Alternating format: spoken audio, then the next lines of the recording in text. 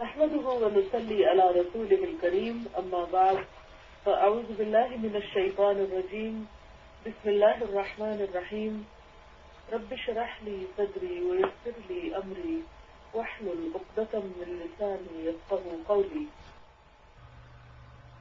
حقوق العباد یعنی بندوں کے حقوق.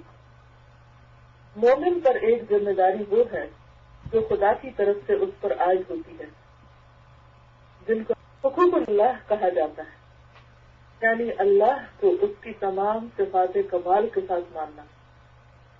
صفات کمال یعنی جو بھی صفات ہیں اللہ کی وہ کامل درجے میں اللہ تعالیٰ کے اندر موجود ہے. اس کی عبادت کرنا، اس کے آگے اپنے آپ کو جواب دہ سمجھنا، اپنے آپ کو اس پر راضی کرنا کہ جب بھی خدا کا کوئی مطالبہ سامنے آئے گا تو وہ اس کو فوراً مان لے گا، یعنی اللہ کی بات فوراً تسلیم کر لے گا اور دل کی آمادگی کے ساتھ اس کی تعمیل کرے گا. دل کی آمادگی کے ساتھ کیوں؟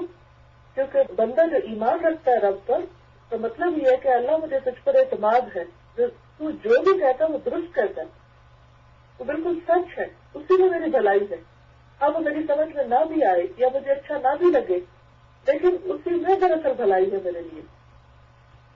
اور جب بندے کے اندر یہ احساس ہوگا تو پھر وہ جو بھی حکم ہوگا خواہ وہ آسان ہو یا مشکل خوشی سے اس کو قبول کرے گا.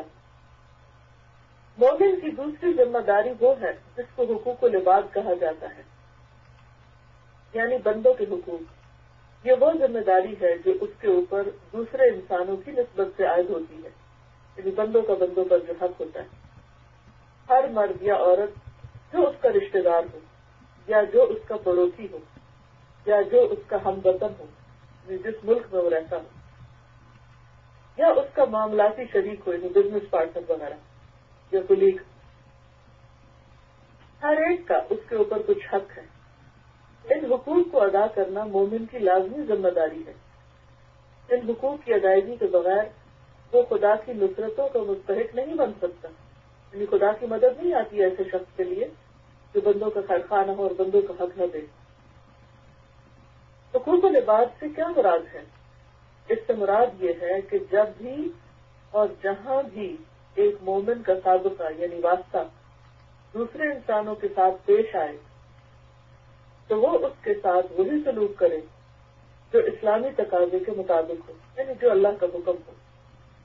وہ اس کے ساتھ کوئی ایسا سلوک نہ کرے جو اسلام کے معیار پر پورا نہ اترتا ہو، یعنی جو ہماری دین کی روح کے خلاف ہو. مثلا دوسرے کا احترام کرنا اور اس کو کبھی بے عزت نہ کرنا، دوسرے کو نفع پہنچانا یعنی فائدہ دینا، اور اگر نفع پہنچانا ممکن نہ ہو تو کم از کم اپنے نقصان سے اس کو بچانا، یعنی اگر کسی کا بھلا نہیں کر سکتے تو اس کا نقصان بھی نہ کرے. دوسروں سے کیے ہوئے عہد اور پیمان کو پورا کرنا، وعدہ نبھانا، اور کبھی اس کی خلاف ورزی نہ کرنا.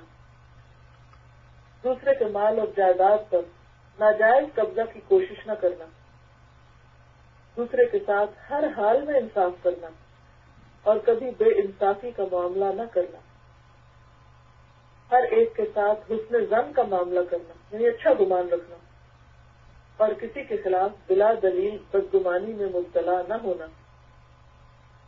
ہر ایک کو اس کے مفاد کے مطابق خیر خواہی کا مشورہ دینا اور کبھی کسی کو برا مشورہ نہ دینا وغیرہ وغیرہ. یہ ہے حقوق العباد. ہر آدمی دوسرے کے بارے میں اپنی انسانی ذمہ داریوں کو ادا کرے، اسی کا نام حقوق العباد ہے.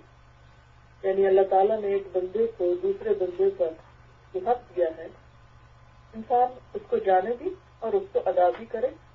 اور اگر انسان دوسروں کو حق دینے والا ہوگا تو یقیناً اس کو بھی حق ملے گا.